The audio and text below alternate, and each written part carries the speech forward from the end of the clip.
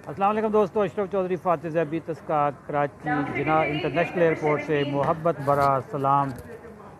दोस्तों, 10 सितंबर को हम मोटापे के बारे में एक लेक्चर दे रहे हैं।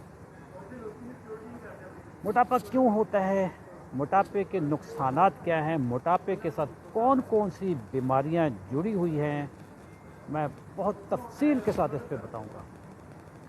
आपकी बॉडी में एक हार्मोन होता है, उसका नाम है इंसुलिन। इंसुलिन की मिकदार जब ज़्यादा हो जाती है आपकी बॉडी में तो मोटापा आता है। इंसुलिन की मिकदार को नीचे कैसे लाना है, कम कैसे करना है, यही चीज़ मैं आपको गाइड करूंगा। 10 सितंबर रात 9:30 बजे मेरा लेक्चर है, जूम पे है। आप सोच रहे होंगे पैसे कितने हैं? ज़ीरो, कोई पैसे नहीं। Thank you very much. दुआ में याद रखिएगा। अल्लाह हाफ़िज़।